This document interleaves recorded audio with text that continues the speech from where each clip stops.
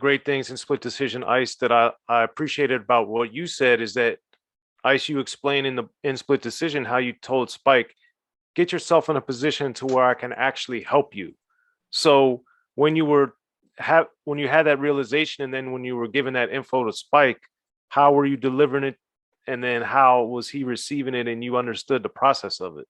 What happened was, during my time, after I tell everybody, look, man, I can't be involved with no crimes, everybody started going to jail. Everybody was still going under. What you got to understand is, like, even though I'm not in the gang, I was rolling with about 40 cats from different crews. And everybody gets stuck at times. Of course, I'm the one that's on TV. I'm the one they're going to call, ICE can help me. But what happens is, in the penal system, and this is no secret, this is no dry snitching, this is what really everybody knows now, there's phones in the penal system. People got burner phones. The phones get brought in by the guards or whoever, and the cats have them, and they move them around the cells, and they call out. You know, right now they shooting videos. Them niggas is in there on TikTok. So this is not a secret. Don't go, ICE, why you telling? No. So these phones start going around, and they're calling me from these phones. So I had to, like, tell them, look, no more phone calls can come to my phone. You got to call Al P. And I made my homie Al Patron. I called him a minister of inmate affairs. So there's a scene in American Gangster where I got it from, where Denzel looks at his man and says, from now on, nobody talks to me. You want to talk to me? You talk to him. No one talks to me. You talk to him. And take those motherfucking glasses off. So that was Al P. Like, if they want to call from jail, call him. He'll transfer the information to me. That way, when they catch that burner phone, my number's not all in that burner phone. Because, say, for instance, Spike's on the phone. He's talking to me. He hands that phone off to another inmate. That nigga's talking about killing somebody. Now I'm connected in this loop. So I've always had a criminal mind. And one of my main things was how not to get caught. Like, I always think, like, even in business today, if you tell me we got a plan, my brain says, what can go wrong? Let's think about all the ways this can fuck up and have contingency plans for these so it doesn't fuck up. A lot of people just think, oh, this is how we get it. Yeah, but how can it fuck up? And if you think like that, you might save yourself a lot of pain. So I'm like, I got Al P answering the calls. Of course, the homies get pissed at Al P. Why I can't just talk to Trey? Why I can't just talk to him? I don't want to talk to you.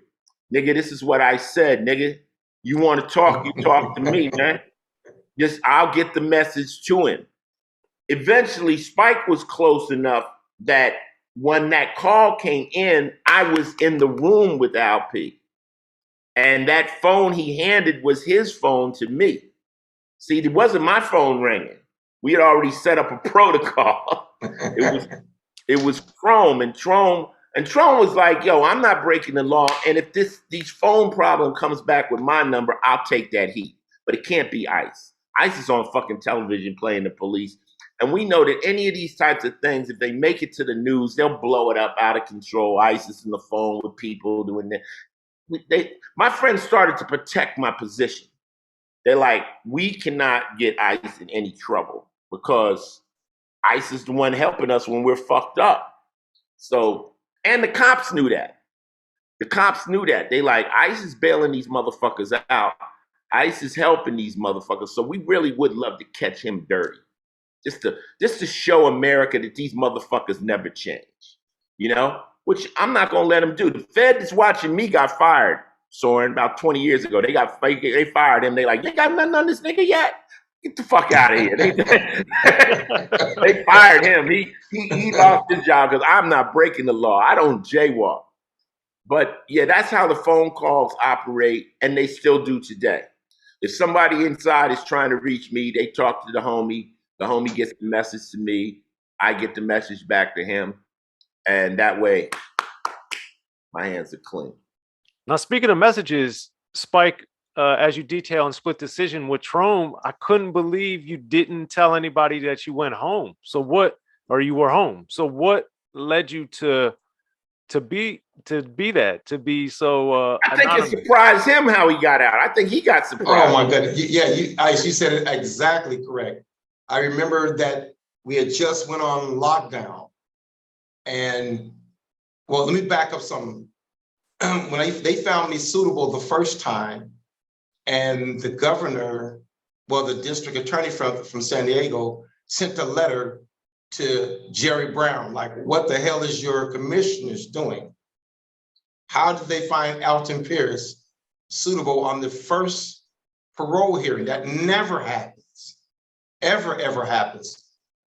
And so they made me wait like 18 months to go right back. Not like my date wasn't taken yet, because every time I went in front of them, they're like, we have nothing to hold this dude on.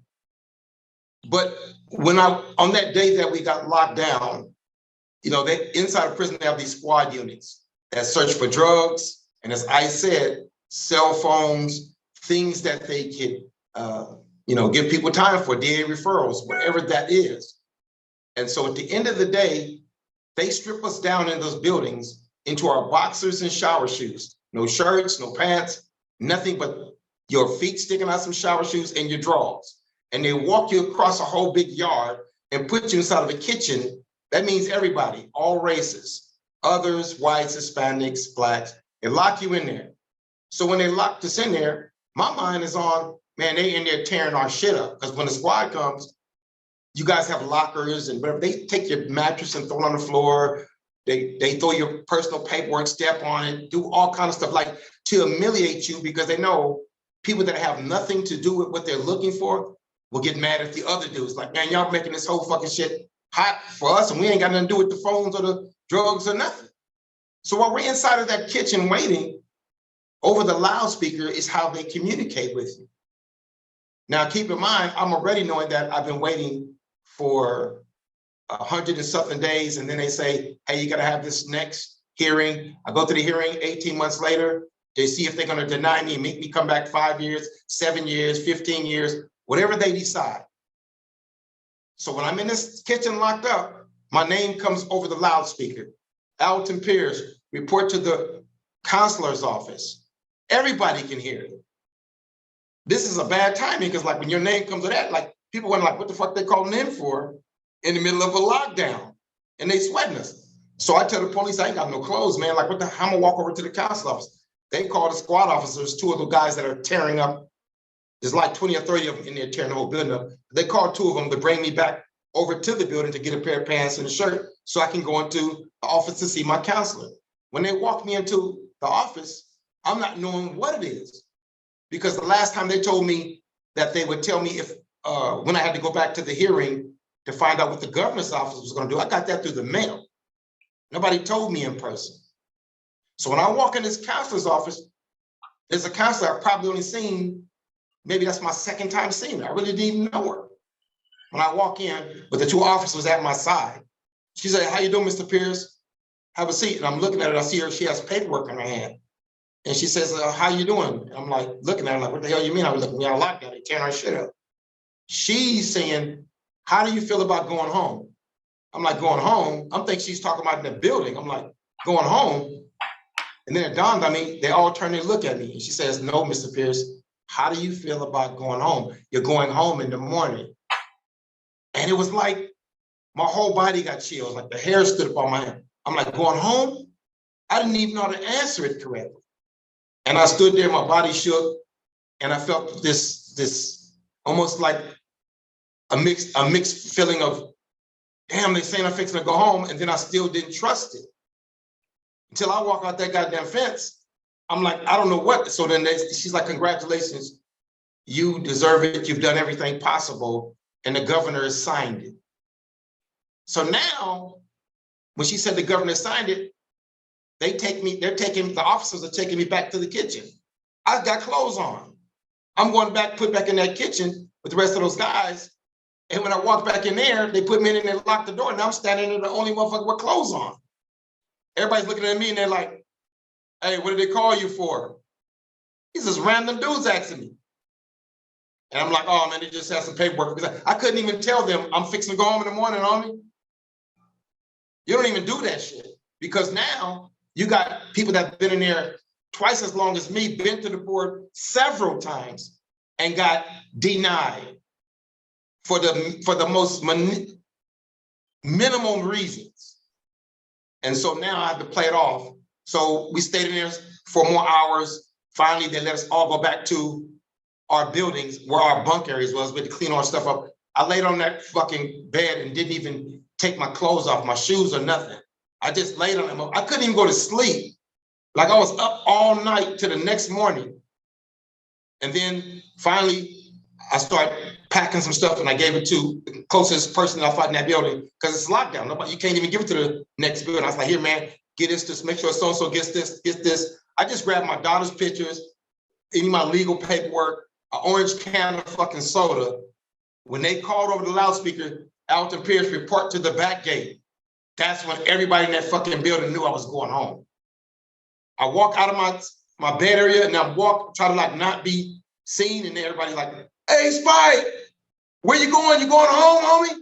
And that's when I was like, look back, and I was like, yeah, man, I'm out of this motherfucker. And then all I heard was people whistling, hollering, clapping like a euphoria. And I didn't want to look back. I just like, wow, everybody's excited that I'm going home. I walk out that door and it's foggy, like the fog is thick as cotton. The cop that comes get me like, hey, Pierce, you going home, huh? I'm like, yeah. Takes me to the van, and that's the first time I've been out in that van and off of that prison yard in 27 years. And they take me to the Amtrak station, which led me to the Greyhound, which took me downtown Los Angeles, and now I'm back in the free world. I end up going to a clinic. I don't even tell Al Patron. I don't call ICE. I don't call Rich. I don't call nobody because I'm still shocked. I'm shocked. I'm out. I go to this transitional housing on 38th and Grand, and I try to eat something and I can't even eat it because I'm used to eating this prison bullshit. The seasoning and food like fuck my stomach up.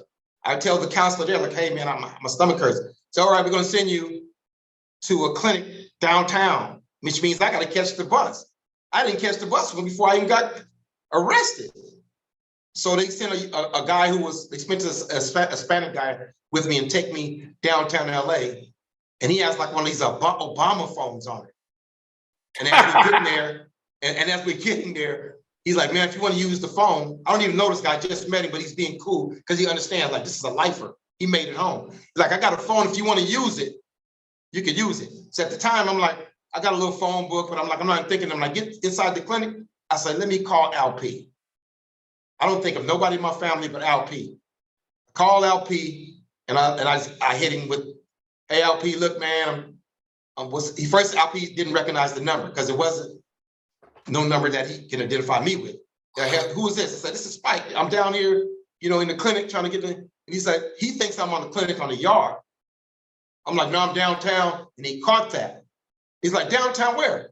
I said, I'm downtown in LA, man. I'm down to getting me some medicine. I'm out, motherfucker. He said, you out, Spike? I said, I'm out, man. He said, bullshit, you out? I said, I'm out. He said, man, don't move, motherfucker. Don't, just send me the information. Give me the address. And I didn't even really know. I had to peek outside to look at, I'm at this clinic or down here on this street. And he says, don't move. And that dude, I kid you not, LP dropped every fucking thing.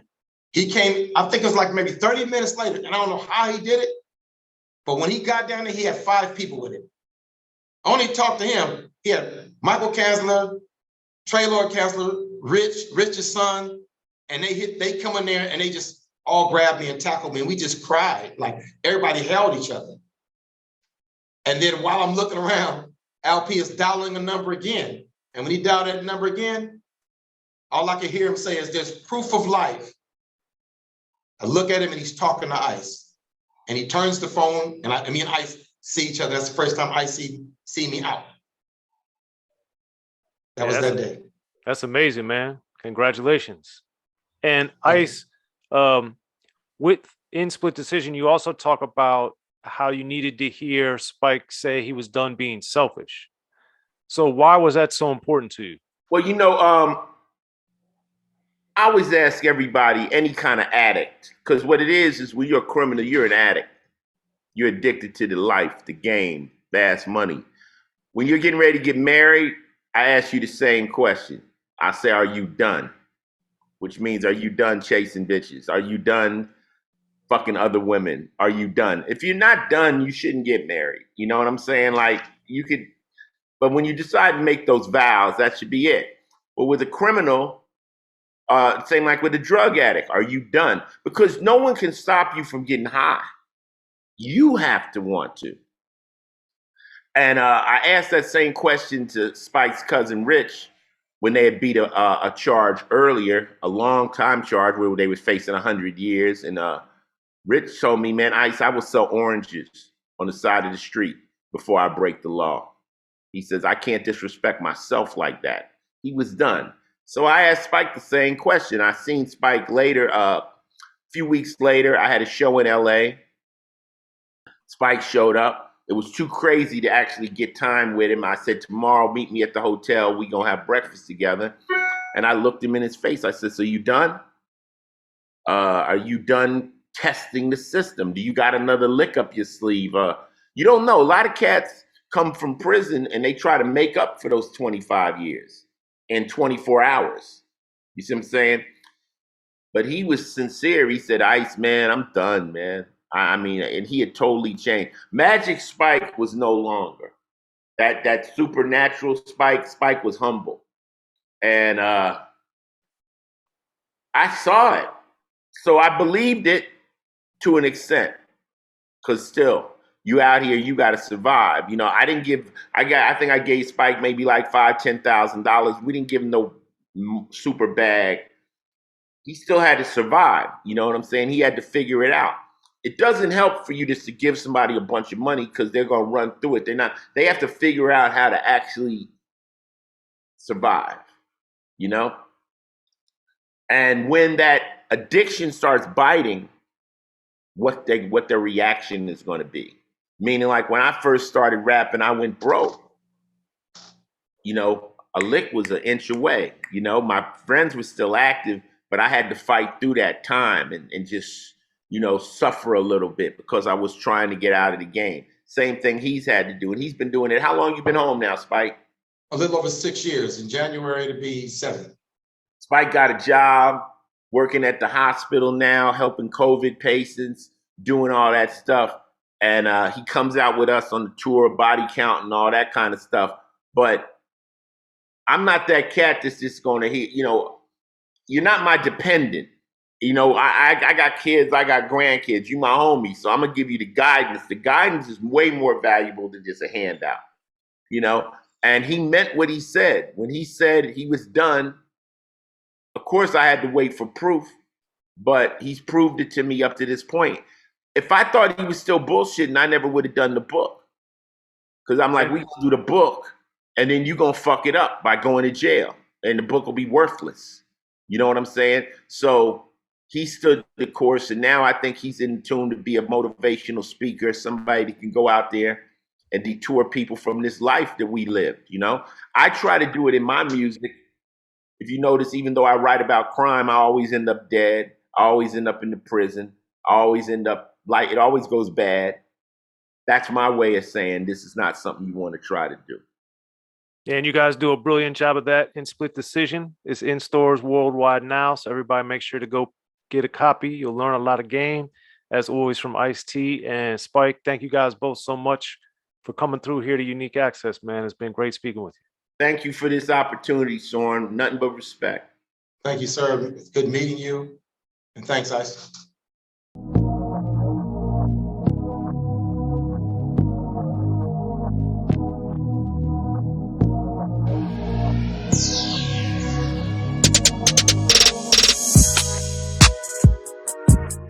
Be sure to check out the History of Gangster Rap by Soren Baker. He's official. History of Gangster Rap features exclusive interviews with Ice-T, Snoop Dogg, MC Ren, the D.O.C, and dozens of others. The History of Gangster Rap, a definitive look at how Los Angeles changed rap forever. In Los Angeles, the streets definitely set the tone of the hip-hop music. At 19, I got a $50,000 car. My whole angle always was, I'll be street, but I will always tell you the horrors that go along with this life. There will be penalties and casualties for just wearing the wrong color in somebody's neighborhood. And once gangster rap made it from the streets to the TV, the genre exploded. With Sound 5 on your MTV Back with NWA. Yo MTV, it just catapulted us from being local heroes to national gangbang rappers. The history of gangster rap discusses it all from 1980 up till today. It's always gonna be shit happening in the streets. You know what I mean? So it's always gonna be something to talk about. The history of gangster rap in stores now.